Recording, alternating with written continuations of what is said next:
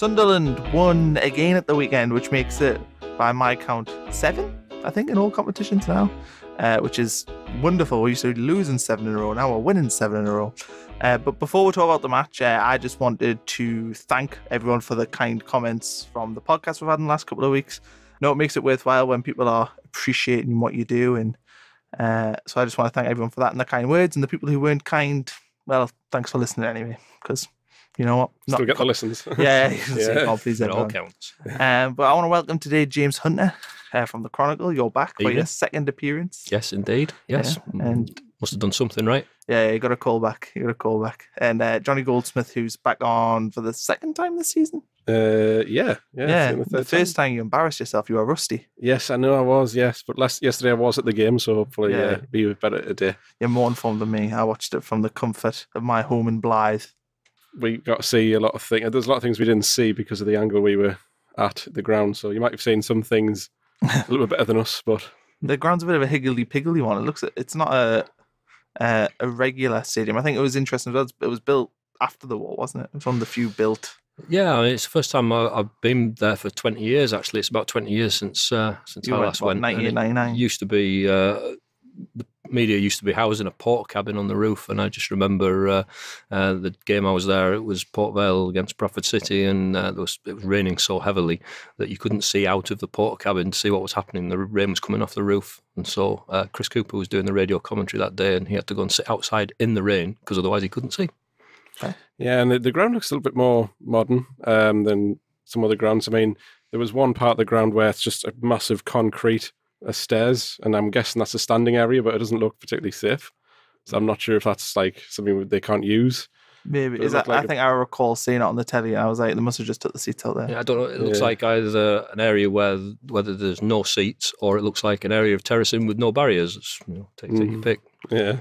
I did a 3-word review yesterday, and we haven't done the 3-word review that often this season because normally we forget to put it up or I forget to read it out. But today I'm going to read a few. So first one is from yours truly, James. You said, no replay, yes.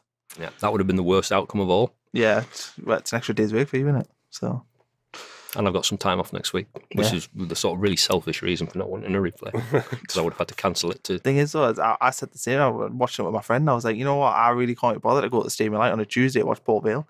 I was like, I mean, I would have went, obviously, because I have to go, but I just didn't fancy it.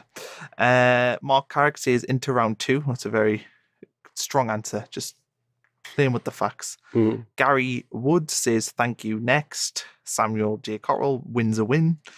Daly into round 2. Gaz first 30 magic. Craig Benison twitchy arse time. You still twitchy arse after the game? It's interesting. Rob Hill Walker, next round Hawaii. Parker SAFC, tickled the gooch. I'll read one more. I'll see if there's any particularly ones that catches out. Oh, this one's from Ryan Pidge. Nil desperandum opus dio, which means it's got no translation from Spanish or Microsoft. Oh, that's disappointing. That was a waste of a final. Oh wait, George fucking Honeyman. There we are. There's the final one I'll do. Who got an 8 yesterday off ROKER Report. What would you have given Honeyman yesterday? Well, arguably man of the match, so I guess that would have been. But I'm not allowed to give him more than a 6. You've got to remember that. He has to be 6 only. 6 only? Yeah. I gave him 7, if I remember rightly. You gave him a 7? I would have given about a 7 or an 8. Yeah. I would have given an 8. I was happy with my 8. Anyway, the lineup, quickly run through that. So McLaughlin net, it was actually a very strong team, surprisingly. McLaughlin net, Adam Matthews, Tom Flanagan, Jack Baldwin, Reece James left back.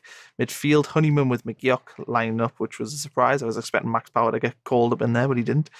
Maguire on the left, Gooch on the right, McGeady in the middle, or kind of fluid actually between them. Sort of tell who was exactly playing where. And then Jerome Sinclair lined up front. Took the lead in 45 seconds. George Honeyman, it was a good goal. And anyone miss it? Nope. Thankfully not. No, catch it. In good time? Were you in the ground with good time? Always there in good time. Oh, yes, 30 minutes before the game. Fair play. About 2.5 hours before. Second goal to Lyndon Gooch on 20 minutes. Again, it was a decent enough goal. Keeper maybe could have done better, but good strike. Paul Vale got one back through Tom Pope, who I thought was pretty impressive, but there's a debate on offside, so I'm going to throw it quickly out there. Was that an offside goal? at the time I couldn't tell from where I was. You couldn't see that there was anybody offside, but I've now seen the TV pictures, and for me it looks offside, yeah. But there was no complaints, probably just because Sunderland won in the end. Had it not have been the case, Yeah, you know, there might have been more made of it.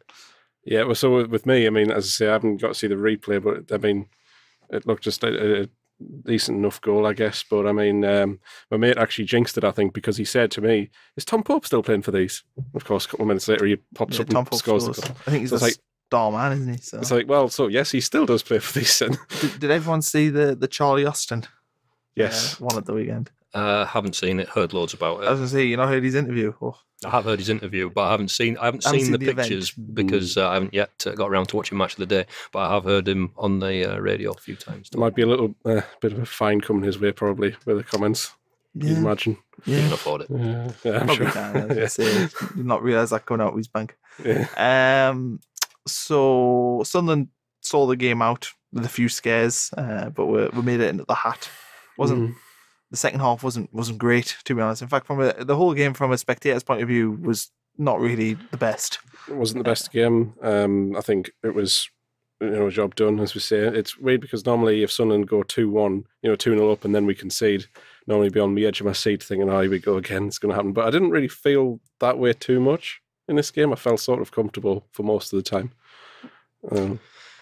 Yeah, I mean, I thought the first half hour was pretty good. I thought, Sunderland were 2-0 up and could easily have run away with it at that stage. They seemed to be able to waltz through Port Vale's back line pretty much at will in that first half hour. But to be fair to Neil Aspin, the former Gateshead manager, he made an early call, made a change of shape, brought on a substitute because his right wing back was getting tortured by Aidan McGeady, and that really tightened them up. And of course, very quickly afterwards, that substitute set up the goal, got them back in it, and then it became a proper cup tie. I thought, and it could have gone either way for about for the rest of the game, really, because obviously in the second half they had the penalty shout on just after the hour, and then there was an unbelievable block from Reece James from Pope inside the 6-yard area with about 10 minutes to go, or else we would have been heading back for that replay. Yeah, there was a few scrambles. It was getting a bit well, I don't know what the word would be, scary or twitchy arse time or whatever that was before. I mean, George Honeyman had a chance to make it 3-1 as well, and that's probably why I didn't give him an 8, because if that one gone in, then that would have been there was a chance near the end for Madger as well. So it was. I thought he might have got a goal because he's doing quite well at the moment, but it wasn't to be. But we got through. It's the name of the game. Yeah. I want to quickly talk about the fast start. I don't think we've really started that fast this season. I think maybe the Scunthorpe game, but even then, we should have conceded a penalty that day. So I don't think we were actually, the first 20 minutes, I don't think we're actually necessarily that good against Scunthorpe. Yesterday, first 20 minutes, we're blitzing. We haven't really seen that from Sunderland this year, and I thought that was interesting that, we didn't do our usual of go to half-time 0-0 and then figure the game out from there. We actually had a go early on. I mean, it was fascinating, really, when you think about the first goal. I mean, it all came from a throw-in on the right. Adam Matthews threw it into Jerome Sinclair. It was a poor touch from Jerome Sinclair, and Chris Maguire picked it up. So, fed George Honeyman, and you got a goal. Once you go in front after 36 seconds in a cup tie like that, it absolutely kills the atmosphere, amongst the home fans. And Port Vale really struggled to lift themselves until they got that goal just after the half hour. I thought the quality of the goals as well, particularly I think Honeyman's first goal, the strike, really, really good goal. And we are going to talk a little bit later about, did we all see Georgia Leck ruffling Sunderland fans' feathers with the XG, expected goals and touches in the box?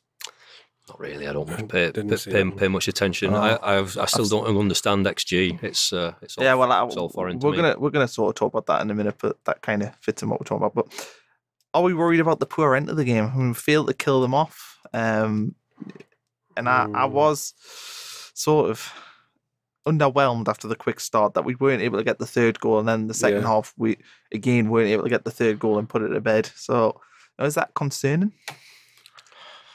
I don't think so. It's FA Cup tie football, isn't it? It's probably what you'd expect in a game like that. You don't always have it your own way. There have been much bigger more expensively assembled teams than Sunderland that have come a cropper against lower division teams. So I don't think it's a big problem. I mean, Sunderland did have what it took to see it through in the end, and that's what matters. Johnny, what do you think? Yeah, I don't know if maybe they were just trying to not push themselves too hard in case of any more injuries, because we do have the league is still the priority.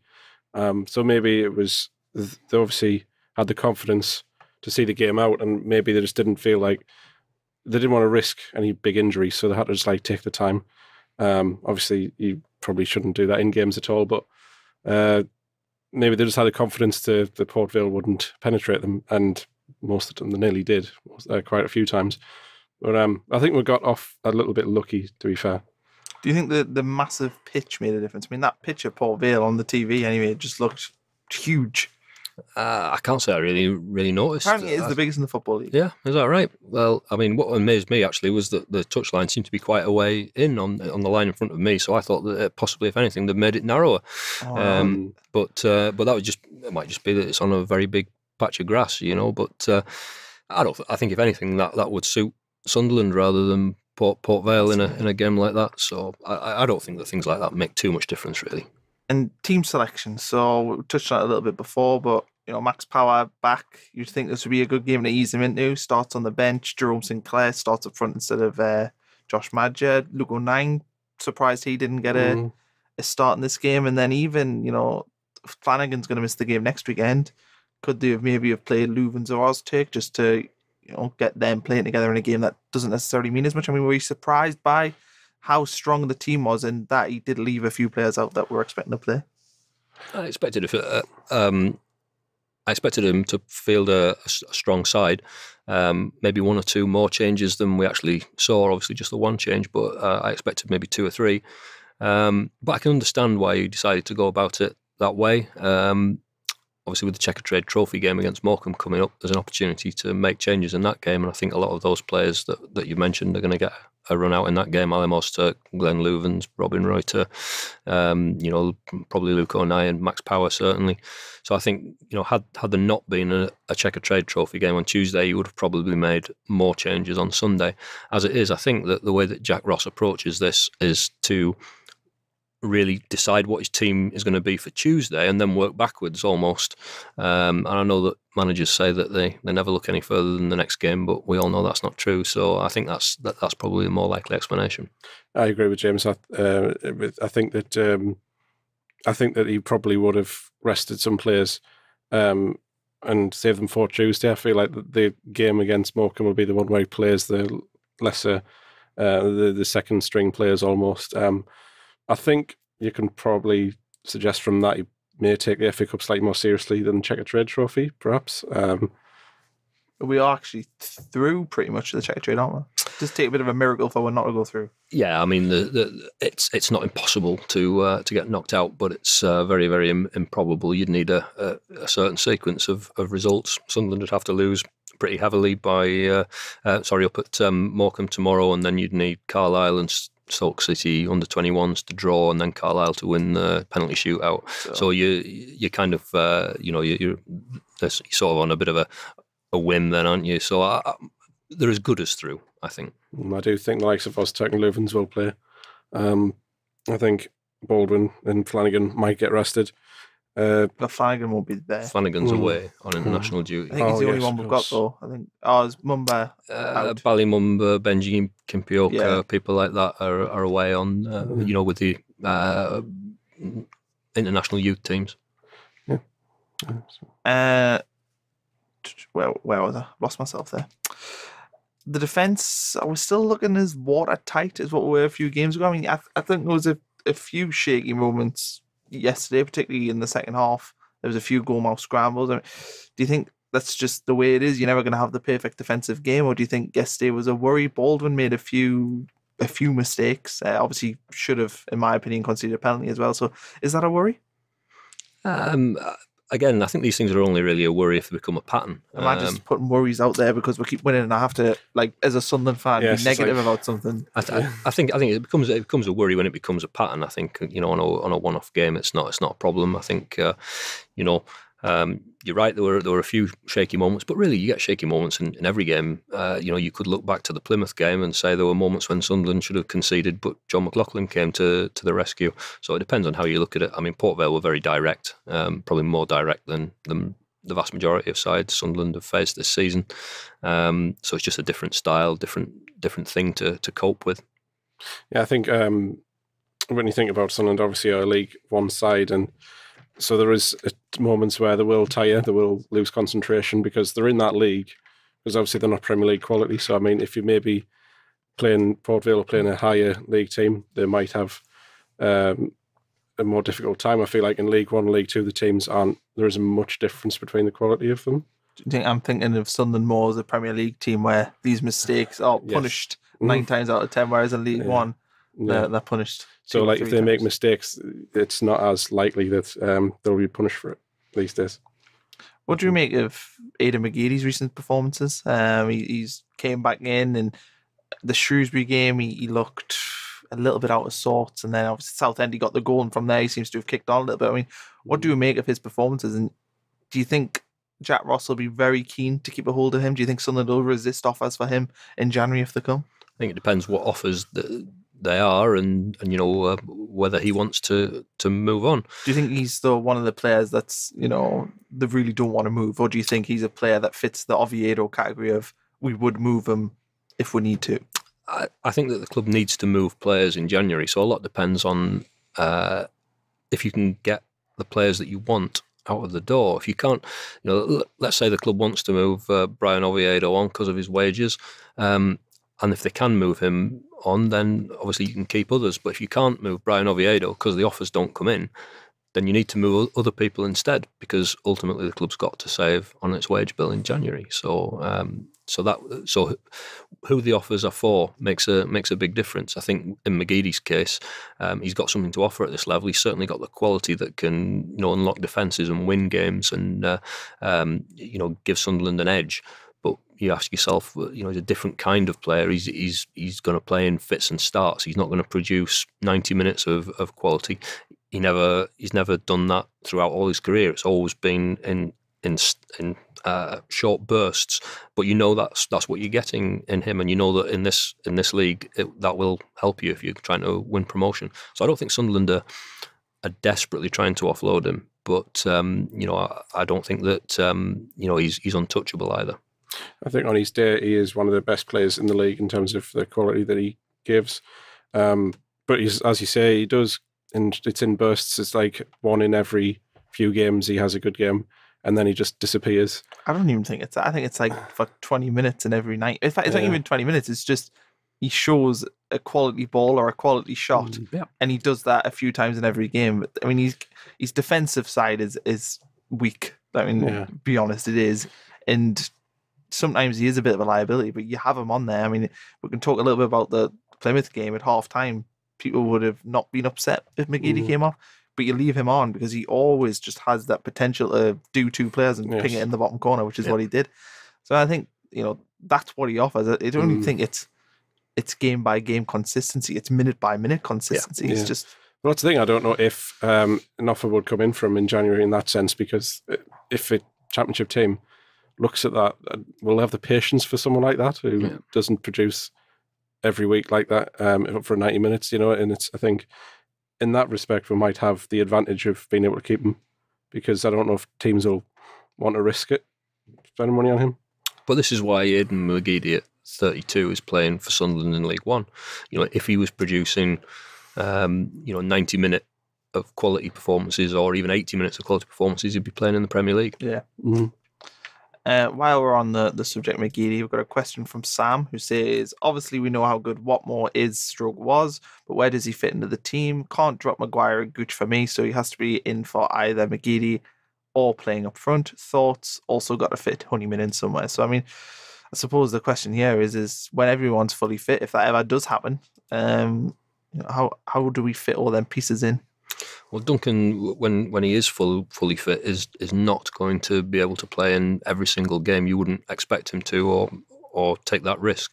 So he's going to be a bit part player, I would suggest, for probably the rest of the season, because he's coming back from two what would have been not that long ago career-ending injuries, and he's suffered them back to back and played half a dozen games in between. He's played 5 or 6 games in 2 years, so you can't. He's not going to be an option to play him or start him in every single game from the moment he comes back. So I think he's going to be making cameo appearances from the bench. He's sometimes he might replace Josh Maja up front. Other games he'll be the man that comes on to replace Lyndon Gooch. He'll be just a part of the whole. It won't be a case yet of building him into your starting 11 every single week. So I don't think there'll be a problem that Jack Ross will have to encounter just yet. Do you think it's good as well for Jack Ross, because it means that he's got a player there who's probably going to be happy to get 15, 20 minutes because he knows the risk of playing full 90 minutes. Do you think it's good for Jack Ross to know he's got a player there who's going to be happy to come on for 20 minutes, who we know can cause havoc as well? If you're winning a game 1-0 and you bring on Duncan Watmore on the counter-attack, we know he gets chances. Yeah. So that's got to be good for Jack Ross. Yeah, he's a fantastic option to have. And, just like we've said about Aidan McGeady in League One, Duncan's going to have the quality and we hope still the pace to unlock defences, and he's going to do that in short bursts. He's a fantastic player to have available to you. In the longer term, maybe next season, you'll be looking at how you can fit him in as a permanent member of your, or a fixture in your starting 11. But that's not going to be the problem in the short term. Yeah, I think when one of the other players maybe has a dip in form, then it would be a chance for him to get put into the team and see how he does. I mean, obviously, I'm a big Maguire fan, as you all know, and I think at the moment he wouldn't be someone you drop for Watmore. Maybe McGeady. It depends on how he does in terms of his, as we've mentioned, the way he sometimes plays a bit off form. And I agree with maybe not being a regular fixture in the team this season from starting. But as I say, it depends on injuries and how well the other players are doing. I did mention George Elect before, but if you both haven't seen it, I'm going to roughly say what he's been saying. So he is a stats guy, and he ruffled some Sunderland fans up quite badly because he said that Sunderland were overperforming. The points and the performances, the performances weren't matching the points. We weren't playing as well as how many points we've got. And we'd had the third least touches in the box, and we're XG and we're expected goals against as well weren't matching where we were.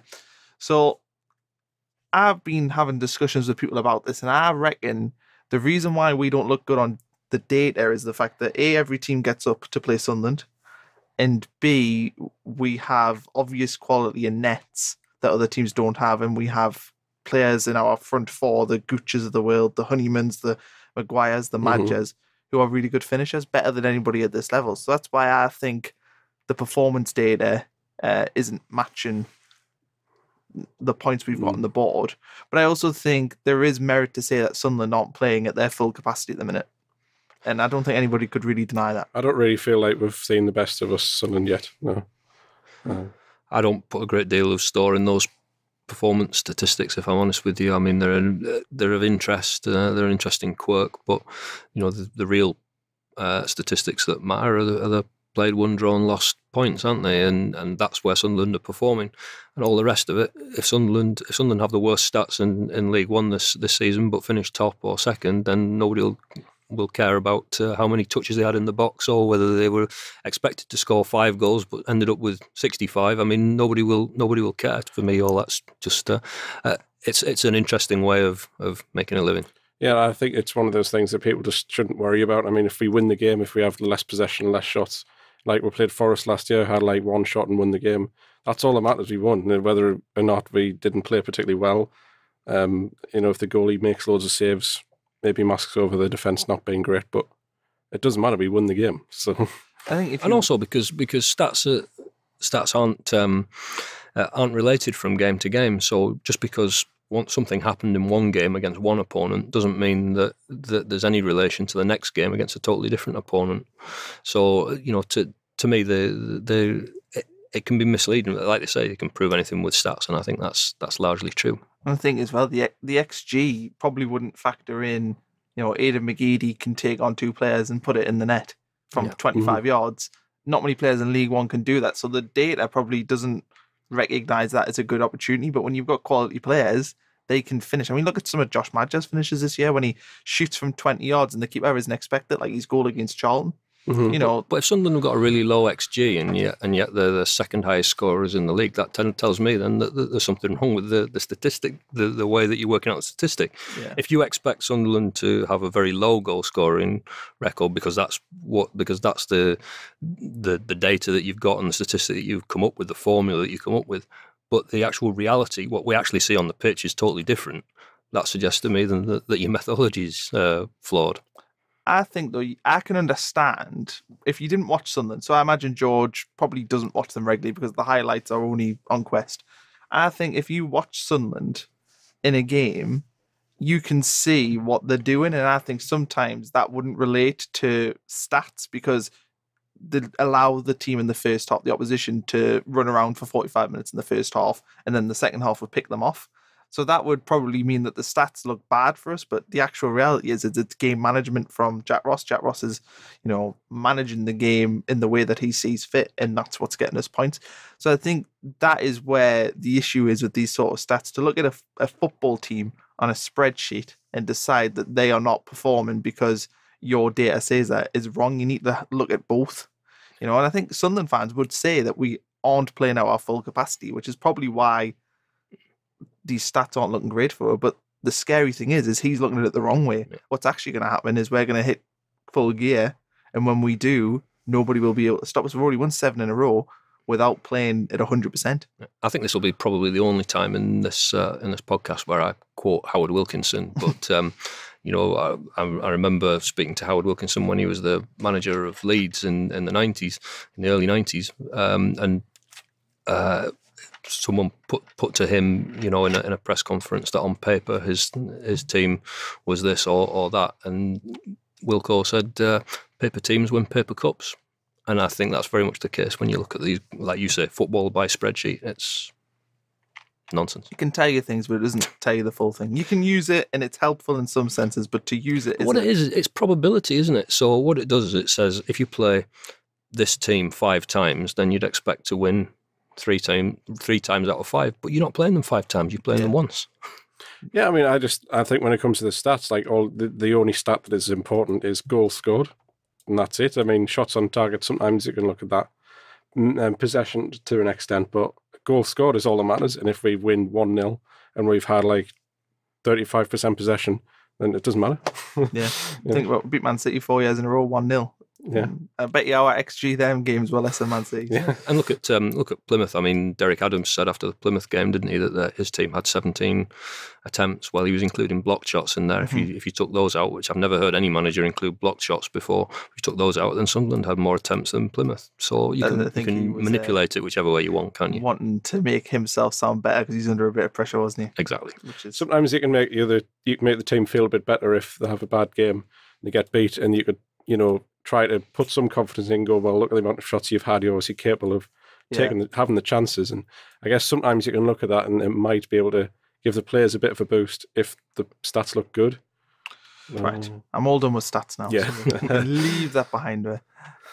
So I'll go a positive question. So Peter Stamp says, remember those days when a win was such a rare thing, something precious, to be treasured like a rare flower. I prefer this.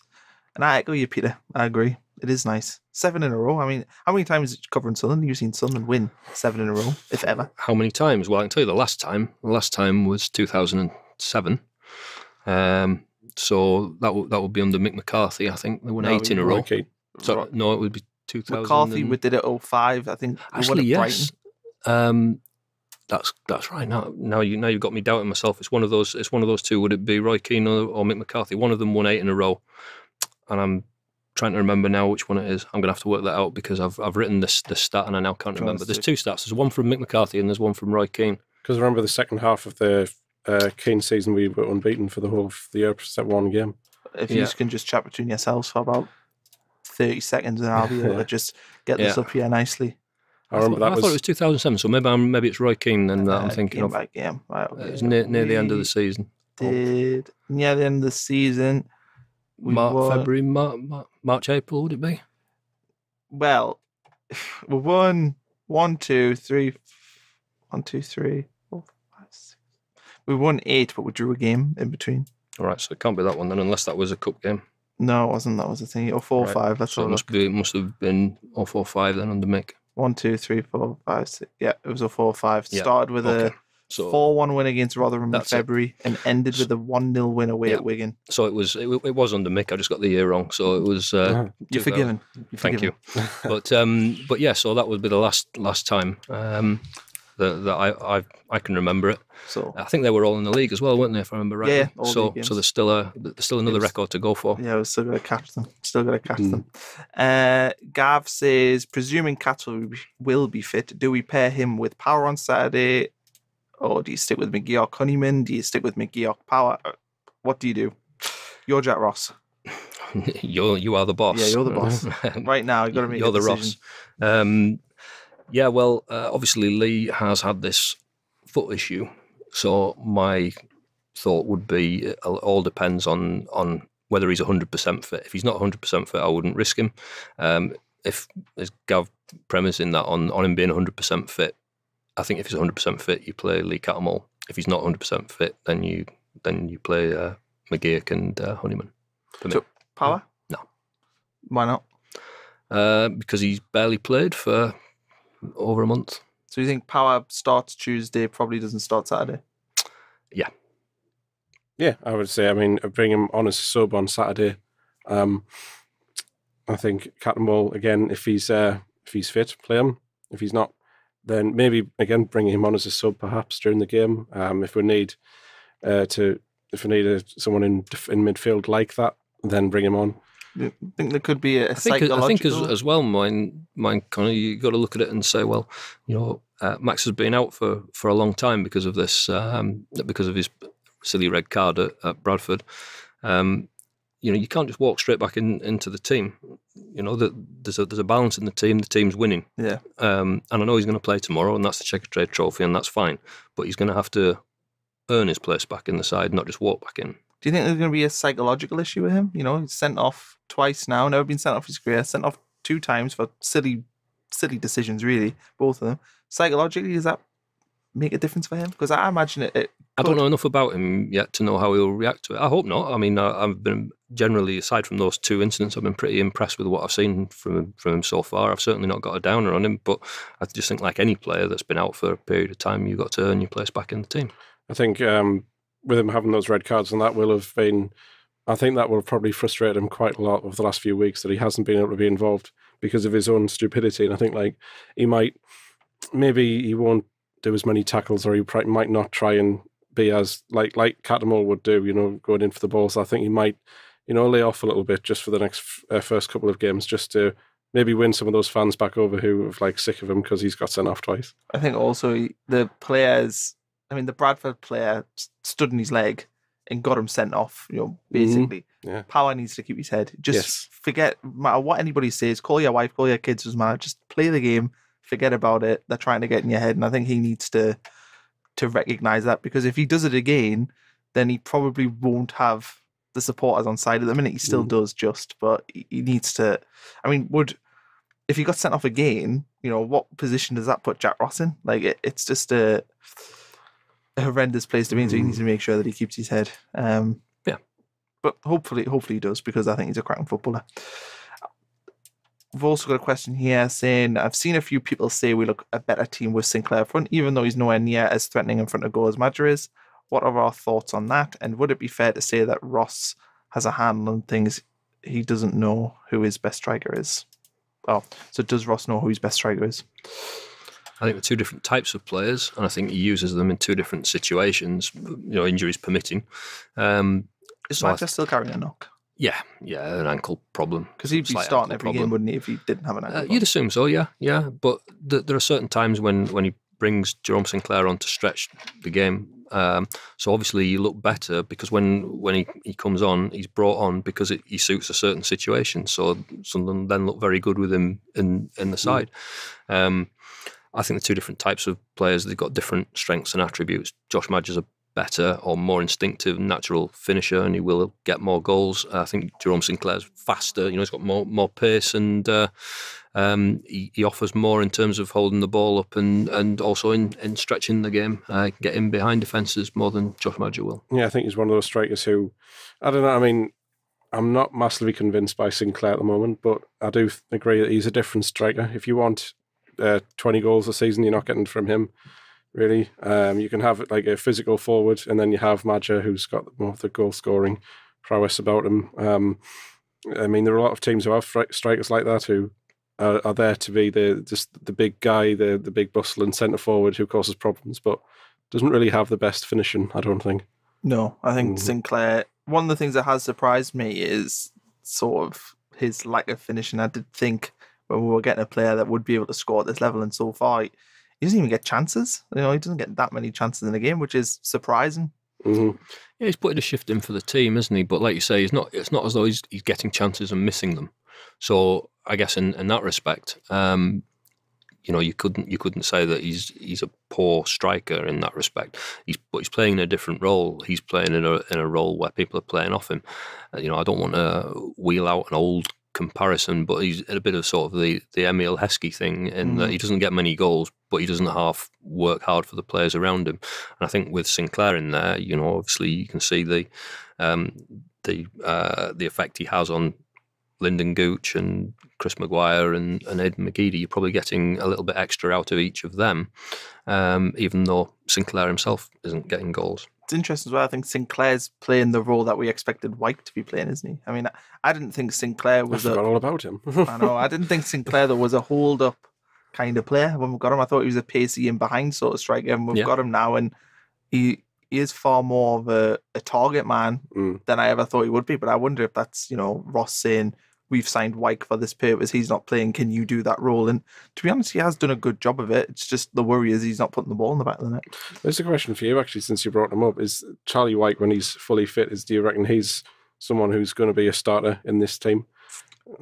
I worry a bit about Charlie Wyke because he got signed for a reason. He scored a lot of goals for Bradford last year, came in injured, played that game, scored a goal, got injured again. And I just worry that his Sunderland career is going to end up passing him by because, say, he comes back January, it's going to take him a while to get back in the team, get start, and the season's going to effectively be over by the time he's at full speed. Then next year, if they're in the Championship, as they expect to be, you know, will they be looking for a new striker? And I would probably say they would be, you know, if they were needing to replace. So I worry with Charlie Wyke that the injuries are going to have a big effect in this. I mean, I hope that's why do you think they'll be looking for another striker next year if they went into the Championship? Because I don't see them keeping Sinclair. And I think Wyke hasn't played enough, and then obviously we don't know what's happening with Maja. I mean, I don't know if you know if Maja is going to sign or. No, I'm just interested. Obviously, that Wyke was the player that they paid money for, good money in the summer, which suggests to me that Ross, obviously Ross is you know, aiming at promotion, so it would suggest to me that he believes that he can make the step up. Do you not think though they've been surprised about how good Maja is? Yeah, but see, the thing is that this is like an ongoing thing. Where do you fit this player into your team? Whether it's Sinclair or whether it's Watmore or whoever. I don't think you necessarily have a fixed starting 11. You have different players that can do different jobs, and there'll be some games where you'll need a Charlie Wyke, and there'll be other games where you'll need a Jerome Sinclair, and so on and so forth. It's not a case of, well, we can only play one, and if we play him, then the others are just spare parts. I think it's horses for courses, basically, and he there is a definite role for a Charlie Wyke figure, you know, in certain games. I think sometimes with strikers, I think it's because you expect your striker, you want a striker who's going to play every game and score like 25, 30 goals, and that's what you think psychologically, isn't it? I mean, I suppose Jack Ross has proved that that's not really how he thinks. Yeah, and maybe I need to change my psyche. I mean, we need to get off my football manager head, get rid of that consistency up front. We're playing Morecambe on Tuesday. I'm going to keep it brief though, because obviously this game will probably be finished by the time some of you listen to it. So what do you reckon Jack Ross will do? We've sort of talked about team, but if we're going to, you know, Reiter in goal, is that the expectation? And yeah, it'd be my expectation. I mean, I've spoken to James Fowler this afternoon, and he said that Glenn Louvard and Zali Mozta, Brian Oviedo, Max Power would all play. So that gives you a flavour of what they're going to do. I mean, there will be some younger players. Sorry? What can we do selection-wise? To be honest with you, having read the Checker Trade Trophy rules, it's so widely drawn now. It's not a massive problem. Issue. It's not a massive problem. Sunderland could probably change all 11 players tomorrow and still be within the rules. Oh, that's good. How important do you think the game is keeping momentum going? I mean, we're pretty much through. So say we do go through, but we did get beat. Is that, a problem? Because we've been winning so many games. You don't want to lose a game, even if it's not that important. Or do you think, Ross is just going to be happy to go through with respect to the result? The more changes you make, the less it matters, because obviously the momentum is really with your full strength team. I think obviously though, to get an 8th win on the bounce would keep certainly the mood amongst the fans going. You don't want to lose any game at all, and I think that Sunderland could make a lot of changes tomorrow and still win the game. Johnny, what do you think? Yeah, I think all the players that you saw on the bench probably will be in the starting lineup as well. Most of them anyway. And I think, again, full strength team is on a good run. This team that Jack Ross has been using is on a good run. But if he changes the centre-backs and we end up conceding a few goals and maybe the goalie makes a howler or something, it's still a different team. But the fans won't think that way, because there's still Sunderland getting beat. Yeah. So that's the thing. Like it might knock the confidence of the fans a bit. The team might not be so much. But I mean, Jack Ross seems like the kind of man who just wants to win every game. So Morecambe arguably might not be that important, but he'll want to win. Yeah, I think so. Yeah. I just worry a defeat could derail the positivity and the going to the weekend, not as winning 7 in a row, but actually losing a game on Tuesday against Morecambe where everyone's expecting to win. So well, it all depends how you draw it up, doesn't it? You can turn around and then say, well, it's 4, 5 league wins in a row instead. So you can turn it around that way if you want. Okay, on to Wickham at the weekend. I'm going to be honest, I don't know much about Wickham. I know they've got Akinfenwa, but he's actually been injured recently, so I don't know if he'll be playing. So what can we expect, James? I'm going to treat you as the expert here. Are you a Wickham expert? Well, I will be after Morecambe, but, one game at a time. One game at a time. But I presume Wickham, Akinfenwa, they're going to be, a long ball sort of team, aren't they? They're going to be playing off a big striker up front. So it's going to be interesting. It's going to be another one at the Stadium Light. I expect them to be up for it. I expect another quick start from the away team, and I suppose you've just got to ride that first 10 minutes of them trying to quieten down the Stadium Light and then hopefully kick on from there. But if Akinfenwa is playing, since he's the one everyone knows, how do Sunderland deal with a player like him? He's such an enigma. He's a unique footballer. There's not many like him. How do we defend against him? With difficulty, really. Depends. I mean, he's not.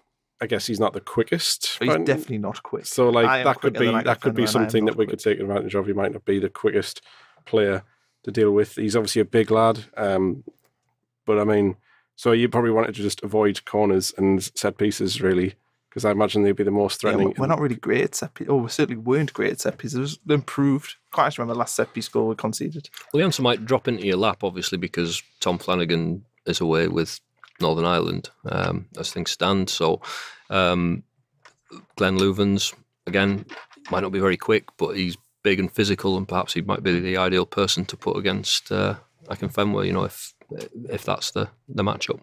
Luke O'Nien, does he start against his former club? It's an interesting dynamic. In place of who?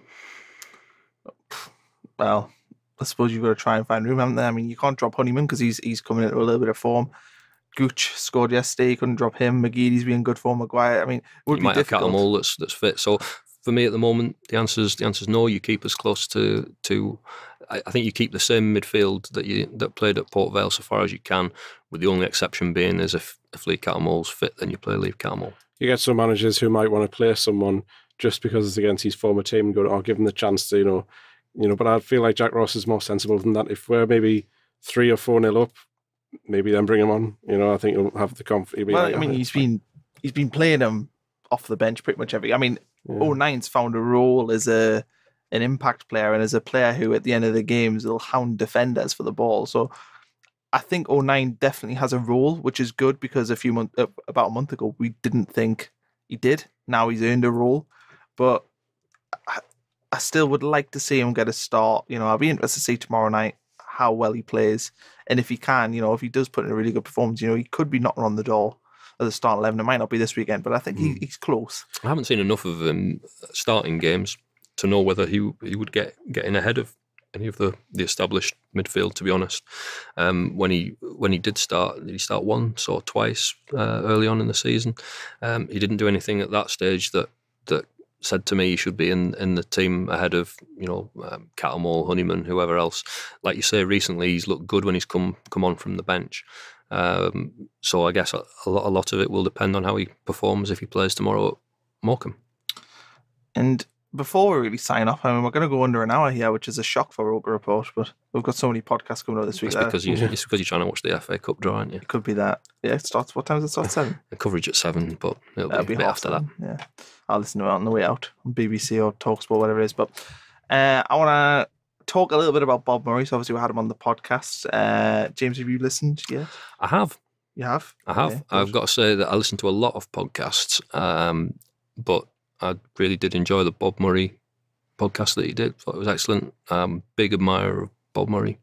I think he in the past he's had quite a raw deal at various times, but there's a bit of a reevaluation of his chairmanship going on, and I'm all for that. I think he's a fantastic footballing person, and I think it was great to hear him put so many of the things that I've heard him say in private before, and in conversations with him in my time here, sort of over 20 years. It's been quite nice to hear him say those things publicly. How well did you know him? Pretty well.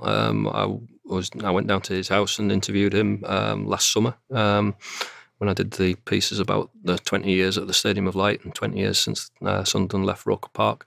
Pretty well. Obviously, he was the chairman when I first moved up here, and he was here for for about my first 7 seasons or so. What did you make of? Firstly, Niall Quinn. He said a couple of things about Niall Quinn, which I thought were interesting. And I think he almost felt let down that Quinn had A, left so quickly, and B, Quinn had brought in Margaret Byrne and Ellis Short. I mean, what did you make of Murray's assessment of that? Well, I think obviously it's easy to say now in retrospect, now we know how things turn out, that those were 2 disastrous decisions. They might not have seemed so when those decisions were made. The key to anything in life, I think, is when you make a mistake and you realise it quickly and you change it. Now, nothing that Niall could have done about Ellis Short once he sold the club, but obviously it was fairly clear early on that Margaret Byrne wasn't going to be the right chief executive for the club. So that was that's something that could have been changed. What about his sort of assessment that Ellis Short went about destroying sort of his legacy? Yeah, I mean, that's very Bob. Bob is very immensely proud of what he's done at Sunderland, and with good reason. He was here for nearly 20 years, just over 20 years, in fact, and he's immensely proud of what he's done. He's from this area in County Durham and been a Sunderland fan all his life, and I think that Bob is genuinely hurt by the predicament that the club has found itself in and the decline of the club under Ellis Short, especially. I think I can understand why Bob feels so downhearted about that.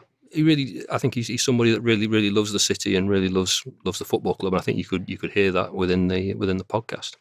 The final one, he talked about Reid, and I think he shifted a lot of blame onto Reid, fairly, unfairly. I don't want to comment because I was too young at the time to really know. But what did you make of his sort of view of the Reid tenure? I mean, he even said himself he might be doing a bit of a disservice to Reid, or might be being too harsh. But what did you make of his view that Reid essentially just wasted money? I think there's certainly an element of that. You can certainly look at some of the signings that were made towards the end, and I think Bob mentioned Tori Andre Flo and Lillian Lesland and Milton Nunes and people like this, and yeah, they certainly were very poor signings. But I think Reid also made some very good signings. You've got to remember, he brought Kevin Phillips and Niall Quinn and Thomas Sorensen and people like this to the club, Stefan Schwartz. Brilliant squad that we had. Yeah. So, I mean, there are always some bad signings in there. You can look back over Sir Alex Ferguson's career at Man United and you can pick out your Massimo Taibis and your Eric Jembas the lot, and the Klebesons and Juan Verons, can't you? They're expensive failures. So you can certainly pick those out of any career. I think probably what happened was a lot of the failures came at once. The failings came at once. I think Sunderland had an opportunity after finishing 7th twice to push on and go to that next level, which was what both Peter Reid and Bob Murray wanted to do, and that was the very moment where they started to stumble. The signings didn't go right. I think Reedy said several times that money was invested in the stadium rather than on the team. That's certainly true. I think Bob said the North Stand extension cost £7 million. Reedy would have liked that money to spend on his team, but of course there's no guarantee, had that money been spent on the team, whether that would have been on another failure or on another Kevin Phillips or equivalent. You just don't know. You can put any spin you like on that. Yeah, could be sitting here for hours discussing that, I suppose. Before we sign off, score predictions, you've got to do them. So Johnny, Morecambe, tomorrow night or tonight or yesterday, depending on when you listen. What do you reckon? A solid 2-0 win for Sunderland. James? I'm going to go 3-1. Sunderland? Yeah. I'm going to say 1-0 Sunderland. Just a 1-0. And then Saturday, Wycombe, home. Another win, I think. I don't know about a clean sheet, though. I think maybe 3-1. I'm going to say 2-0. I'm going to say 4-1. Feeling confident for that one. So before we go, I'm trying to think who we've got coming up. We've got a lot of different podcasts coming up. I did have the thing loaded up. I should have just left that one on there. I've had a nightmare. Saturday we have... Wednesday first. Paul Reid and Kevin Ball. So they're going to be talking the academy and whatever else comes up. A bit about Paulie's career, probably. A bit about Paul Reid's career, because most people probably don't even realise he was a footballer himself. So we probably won't like us saying that. Yeah, don't mention that on the day. So yeah, that's on Wednesday. Saturday we've got Alan Durbin in, Sunderland manager, well before my time, but I've got a couple of guys in to help us with that as well. So I mean, Alan Durbin, do you know much about Alan Durbin? I know of Alan Durbin. I think I may have met him once, but obviously predates me as well by quite a way. Fair play. Goldsmith? I couldn't say I do. No. Okay, fair play. So yes, that's the schedule for this week. And then next week we have Paul Hetherington on Monday. Do you know Paul Hetherington? Yes, yeah. Responsible for getting Peter Reid the job here at Sunderland? That was the way that the world worked, and it still was when I first went into journalism. Journalists made the connections between managers and players in the way that agents now do. Yeah, fair play. So who are you responsible for? Mick McCarthy? Me? No, I'm not responsible. I'm only responsible for the successes. Oh, fair play. Okay. So yeah, we've got loads of good stuff coming up in the podcast as well. Though we are going to go quiet in December because we all need time off. So December we'll just have our usual ones. So thanks for listening. Thanks James for coming on and giving us 54 minutes-ish, 53 minutes of your time. Very welcome. And Johnny, pleasure to have you back on. I'm sure you, you'll be back again soon. So I've been Connor Bromley. Follow us all on Twitter. Read the Chronicle. Not the mag bit though, just the Sunderland bits. And listen to Johnny on Spark. You do Spark. Yes, I do. Have a little plug. Yeah, Mondays and Thursdays, 1 till 3. Okay, what is it? It's just an afternoon show with Johnny. Yeah. So, what we play all kinds of different music. Spark ranges from dance tracks to rock music to absolutely anything that's happening. Any big tracks at the moment, we play them. Local music. Anything you want to talk about, you're more than happy to get in touch with me, and I will discuss that with you. You dragged that plug there. Yes. I was expecting you only give us 10 seconds. Yes. So okay, and thanks James for coming on as well. You're welcome.